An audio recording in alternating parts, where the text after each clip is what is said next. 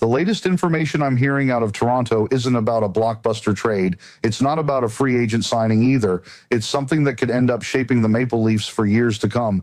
And in my view, that's exactly why so many people around the league are paying attention. The Maple Leafs have officially continued what can only be described as a complete organizational reset. Over the past several days, we've seen respected executives, longtime scouts, analytics specialists, and hockey operations staff leave the organization as new General Manager John Chayka puts his own stamp on one of hockey's biggest franchises. If you've been following this team for years, this is the kind of change that many fans feared was coming after another disappointing season. But I don't think many expected it to happen this quickly or this aggressively. Here's what I'm hearing. People around the league aren't necessarily surprised that changes are happening. That's fairly normal whenever a new general manager takes over. What has caught people's attention is the sheer scope of these moves. This isn't simply replacing one assistant general manager or making a couple of coaching changes. This is a wide-ranging restructuring that touches nearly every part of hockey operations, from scouting to analytics, to player development and front office leadership. The timeline here is important because it tells the story. Back in May, the Maple Leafs officially introduced John Chayka as their new general manager. At the same time, franchise icon Mats Sundin was brought into the organization as senior executive advisor of hockey operations. Right away, the message from ownership was clear. They weren't looking for small adjustments. They were looking for a new direction. Whenever you hear phrases like new vision or organizational alignment, it usually means significant changes are coming behind the scenes. In this case, those words turned into action much faster than many expected. From what I've been told, there was a belief inside hockey circles that Chayka wanted complete alignment throughout the organization. Every successful general manager eventually surrounds himself with people who share the same philosophy, whether that's player evaluation, analytics, drafting, development, or professional scouting. That's not unique to Toronto. We've seen it happen across the NHL. But because this is the Maple Leafs, every decision gets magnified. One of the biggest developments involved Darryl Metcalf, who served as assistant general manager of hockey research and development. If you followed modern NHL front offices, you'll recognize how important that position has become. Hockey isn't run purely on traditional scouting anymore. Analytics departments play a significant role in contract evaluations, roster construction, matchup analysis, and draft preparation. Losing someone in that position immediately raised eyebrows across the league because it suggested Chayka was willing to reshape even the departments that many considered strengths within the organization. Then came another major departure. Mark Leach, the club's director of amateur scouting, was also let go. That's another significant move because amateur scouting directly impacts the NHL draft. Every franchise spends years building scouting networks and evaluating prospects around the world. Replacing leadership in that department isn't something organizations usually do unless they're committed to changing how talent is identified. Whether fans agree with the decision or not, it signals that Chayka wants his own fingerprints on future drafts. Perhaps the departure that surprised many longtime observers the most was Dave Morrison. Morrison had been with the Maple Leafs organization since 2004 and had worked under multiple management groups over more than 2 decades. In professional sports, surviving that many leadership changes is rare. It usually means someone has earned tremendous respect within the organization. That's why his exit resonated with so many people. It wasn't just another staff move. It felt like the end of an era. I'm also hearing that Jim Paliafido, who oversaw professional scouting, and Sam Wallen, the director of hockey strategy, were among those leaving during this restructuring. Add player evaluation analyst Chris Bork to that list, and suddenly you're talking about changes across multiple departments rather than isolated personnel decisions. That's why I don't think it's accurate to describe this as routine off-season housekeeping. This is a comprehensive organizational overhaul. Now, one name that generated especially strong reactions was Hayley Wickenheiser. As many of you know, she's not only one of the greatest players in women's hockey history, but also someone who spent years helping build Toronto's hockey operations department. Her departure became even more noteworthy after she publicly acknowledged that conversations with John Chayka made it clear the organization was moving in a different direction. That's an important distinction. There wasn't a public controversy or dramatic confrontation. Instead, it appeared both sides recognized that the new leadership had a different vision for the future. Here's how I read this situation. Whenever an incoming general manager starts replacing experienced personnel, fans naturally ask whether something was broken in the first place.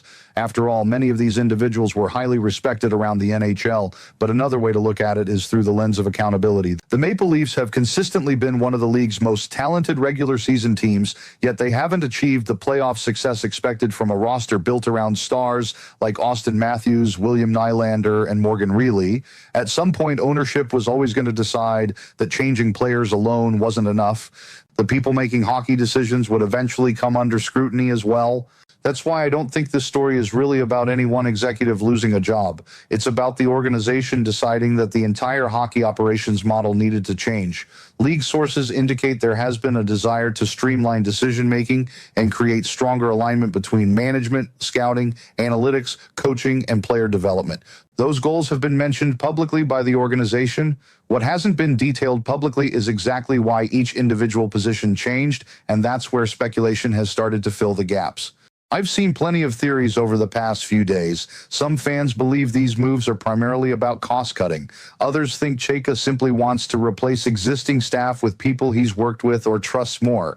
I've even seen suggestions that ownership wanted a completely fresh start after years of playoff disappointment. Here's my take. Until the organization says otherwise, those remain opinions rather than confirmed facts. What is confirmed is that Toronto is implementing a major restructuring under new leadership. Everything else should be viewed through that lens. One thing I keep coming back to is the timing. These decisions are happening well before training camp. That's significant because it gives the new front office time to establish its processes before the next season begins. If you're going to change scouting methods, player evaluation systems, or internal communication, you want those changes in place before the organization starts making critical decisions on roster construction, prospect development, and future acquisitions. Waiting another year would only delay the new vision Chayka appears determined to implement. The interesting question now becomes whether these front office changes eventually translate into changes on the ice. History around the NHL suggests they often do. When management philosophies change, drafting priorities can change. Trade strategies can change. Free agent evaluations can change. Even the types of players organizations target begin to shift. That's why I think this story deserves far more attention than it's receiving outside Toronto. This isn't simply about replacing executives. It's about laying the foundation for what the Maple Leafs believe will be their next competitive era. And whether that gamble ultimately succeeds is something the entire hockey world will be watching closely. One thing I've learned covering this league is that front office changes rarely happen in isolation. They usually lead to another wave of decisions, and that's exactly why so many executives around the NHL are watching Toronto right now. The latest information I'm hearing is that other organizations aren't focused on who left nearly as much as they're focused on what comes next. Because if John Chayka is willing to make this many changes behind the scenes in only a matter of weeks, it naturally raises the question of whether the roster itself could eventually see the same level of transformation. Now, to be clear, there hasn't been any official announcement that a major player move is coming because of these front office changes. But here's how I see this situation. Every general manager wants a roster that reflects his own philosophy. Some prioritize speed above everything else. Others value size, defensive structure, or analytics-driven efficiency. Whatever Chayka's long-term vision ultimately looks like, history tells us that new management teams eventually shape both the front office and the roster in their own image.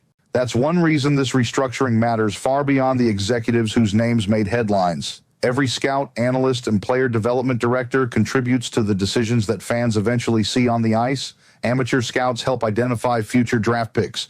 Professional scouts evaluate trade targets and free agents. Analytics departments provide another layer of information when management is deciding whether to sign a player, extend a contract, or complete a trade. When several of those departments experience significant turnover at the same time, it's reasonable to expect that future hockey decisions could look very different from the ones made over the last several years. Here's what I'm hearing from people around the league. Many aren't criticizing Toronto simply for making changes. Most organizations understand that new leadership usually brings in new personnel. What has surprised some observers is how quickly the organization moved. Several respected hockey minds who had been with the franchise for years were gone within a short period. That pace alone has fueled discussion throughout NHL circles because it suggests Chayka had a very clear roadmap before he officially stepped into the general manager's office. The fan reaction has been just as fascinating. I've seen plenty of supporters argue that after years of playoff frustration, almost every part of hockey operations deserved to be evaluated. Their view is simple. If the results aren't changing, then the decision makers probably need to change too. That's an understandable argument considering the expectations surrounding this franchise. The Maple Leafs have consistently iced talented teams, but expectations in Toronto are never limited to regular season success. The standard has always been competing for the Stanley Cup.